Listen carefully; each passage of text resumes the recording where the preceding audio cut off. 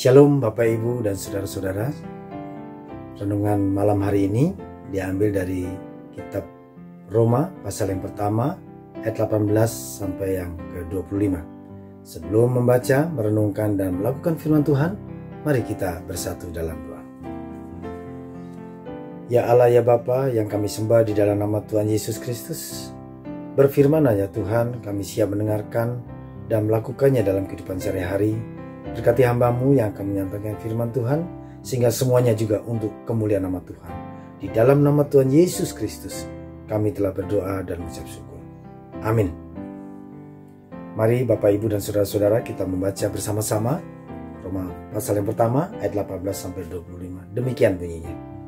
Dengan tema dari LAI, hukuman Allah atas kefasikan dan kelaliman manusia.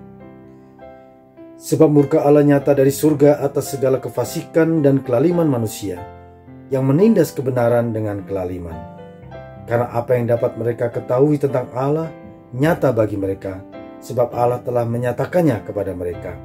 Sebab apa yang tidak nampak daripadanya, yaitu kekuatannya yang kekal dan keilahiannya, dapat nampak kepada pikiran dari karyanya sejak dunia diciptakan, sehingga mereka tidak dapat berdalih. Sebab sekalipun mereka mengenal Allah, mereka tidak memuliakan Dia sebagai Allah atau mengucap syukur kepadanya. Sebaliknya, pikiran mereka menjadi sia-sia dan hati mereka yang bodoh menjadi gelap. Mereka berbuat seolah mereka penuh hikmat, tetapi mereka telah menjadi bodoh. Mereka menggantikan kemuliaan Allah yang tidak fana dengan gambaran yang mirip dengan manusia yang fana, burung-burung, binatang-binatang yang berkaki empat, atau binatang-binatang yang menjalar. Karena itu Allah menyerahkan kepada mereka, kepada keinginan hati mereka akan kecemaran, sehingga mereka saling mencemarkan tubuh mereka. Sebab mereka menggantikan kebenaran Allah dengan dusta dan memuja dan menyembah makhluk dengan melupakan penciptanya yang harus dipuji selama-lamanya. Amin. Bapak Ibu Saudara yang terkasih dalam Tuhan Yesus Kristus, di sini ada dua hal yang Allah tidak suka dan Allah bisa murka, yaitu orang yang dalam hidup kefasikan dan kelaliman. Yang pertama, kefasikan. Fasik dalam Kamus Besar Bahasa Indonesia itu artinya tidak peduli terhadap perintah Tuhan. Contohnya, dia berbuat kelakuan yang jahat, kemudian berdosa. Jadi kefasikan ini orang yang percaya kepada Allah tetapi tidak melakukan perintahnya, bahkan melakukan perbuatan dosa. Sementara lalim adalah kejam, tidak memiliki belas kasihan, tidak adil.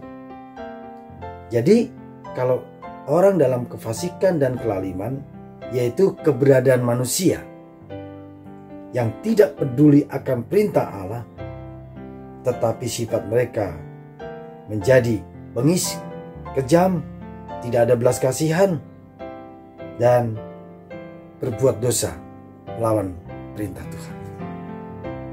Ini pernah dialami oleh bangsa Israel saat itu dalam perjalanan hidup mereka. Raja-raja saat itu ada yang setia dan taat, Tuhan memberkati. Tapi begitu ada raja-raja yang tidak taat dan setia dan melawan perintah Allah, maka Allah memberikan hukuman kepada mereka. Bahkan itu pun Allah menyatakan dirinya kepada manusia bahwa ini loh aku yang harus kamu sembah, dan menyatakan wujud itu di dalam diri Yesus Kristus. Dia turun ke dunia supaya manusia tahu bahwa yang harus disembah, dipuja adalah Allah Sang Pencipta. Makanya ada tiga hal di sini, ciri-ciri daripada orang dalam kefasikan dan kelaliman. Yang pertama, dia mengenal Allah tetapi tidak memuliakan Allah, bahkan tidak mengucap syukur. Pertanyaan bagi kita, bagaimana kalau kita masih menyembah Allah dan memuji Tuhan dan mengucap syukur? Berarti kita hidup dalam kebenaran. Yang kedua, mereka menggantikan kemuliaan Allah yang tidak fana dengan gambar yang mirip dengan manusia yang fana. Membuat ciptaan sendiri kemudian seperti burung-burung, kemudian binatang yang menjalar, mirip dengan manusia. Itu berarti menciptakan untuk apa?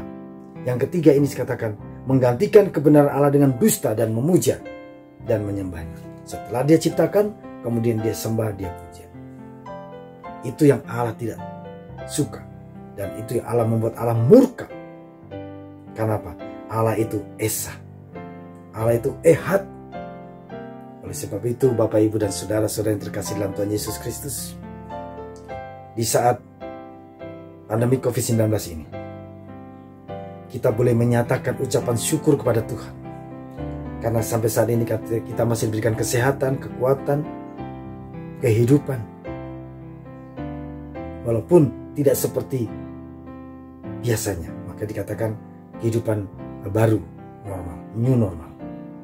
Yang kedua, kita tidak menyembah kepada Allah lain, tidak memuja kepada Allah lain yang kecil, tetapi kita hanya menyembah Allah kita yang esa di dalam Yesus Kristus Tuhan kita.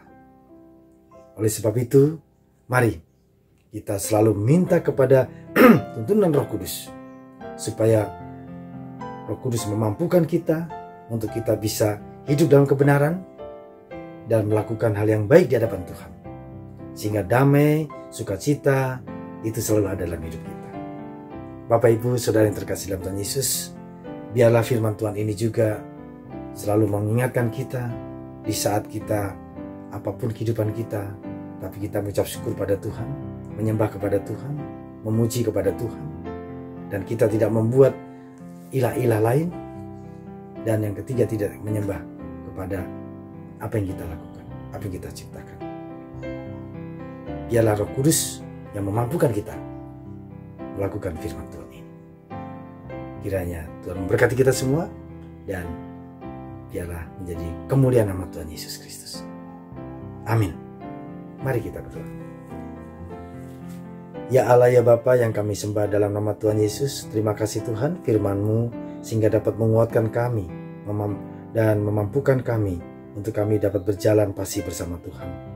Dan biarlah Roh Kudus-Mu yang menuntun kami sehingga semuanya boleh hidup dalam kebenaran. Di dalam nama Tuhan Yesus, kami serahkan kehidupan kami selanjutnya ke dalam tangan-Mu. Terima kasih Tuhan Yesus. Amin.